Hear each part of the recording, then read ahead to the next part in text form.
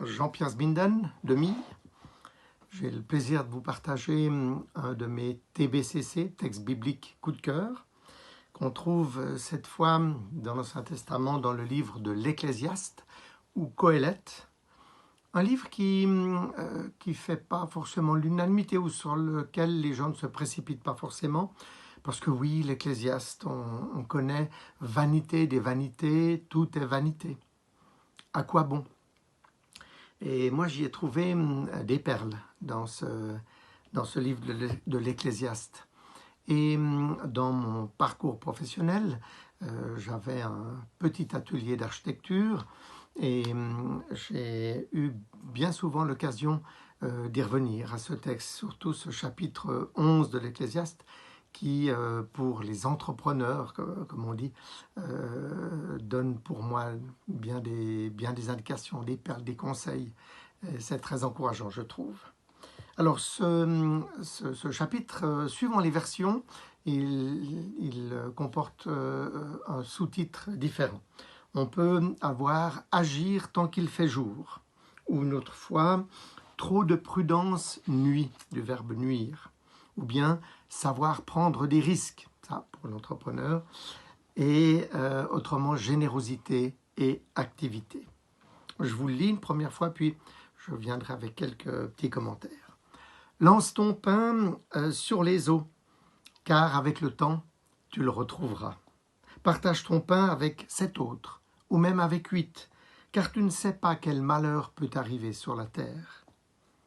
Quand les nuages sont pleins, il pleut à verse sur la terre. L'arbre reste à l'endroit où il est tombé, que ce soit vers le sud ou vers le nord. Celui qui guette sans cesse le vent n'ensemencera jamais, et celui qui observe toujours les nuages ne moissonnera pas.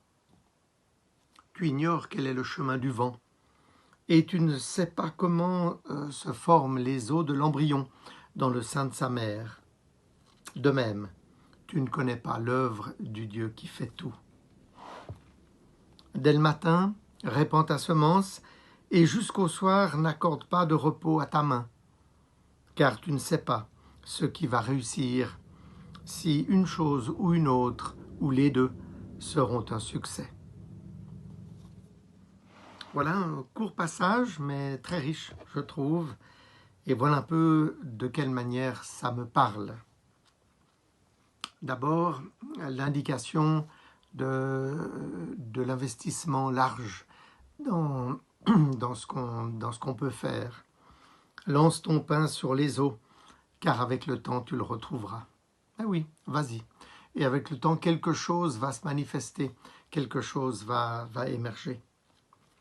Partage ton bien avec 7 autres, et même avec 8, car tu ne sais pas quel malheur peut arriver sur la terre.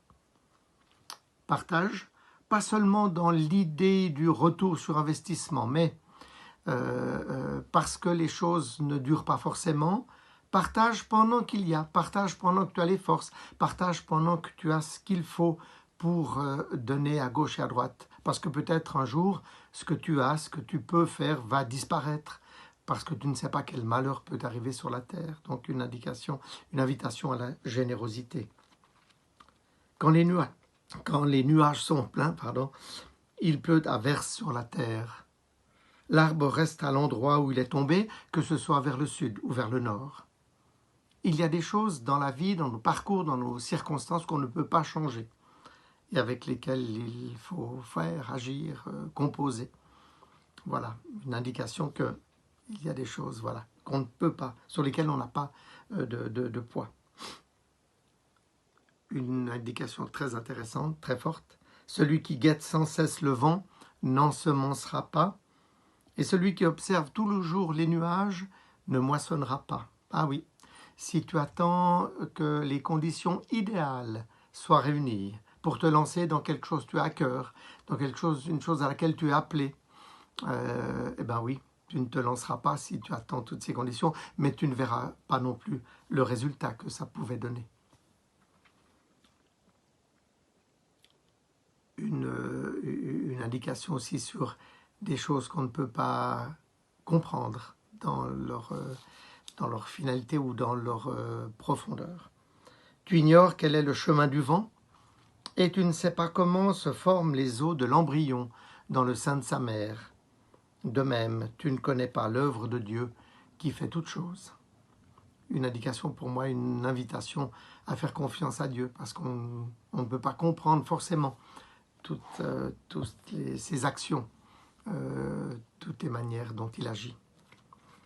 Et puis, un conseil majeur aussi, dès le matin, répands ta semence et jusqu'au soir, n'accorde pas de repos à ta main, car tu ne sais pas ce qui va réussir si une chose ou une autre, ou les deux, seront un succès.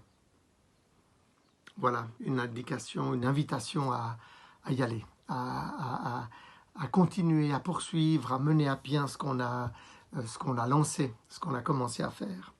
Alors, par rapport à ce dernier bout, heureusement que dans la Bible, dans la parole de Dieu, il y a d'autres textes, et c'est pour ça que c'est tellement important d'avoir toujours une approche globale de la parole. Heureusement qu'il y a dans d'autres textes une invitation au repos, très forte aussi. Voilà ce que je voulais partager aujourd'hui avec vous. Alors je vous souhaite bonne suite, et puis peut-être à une prochaine, au plaisir. Au revoir.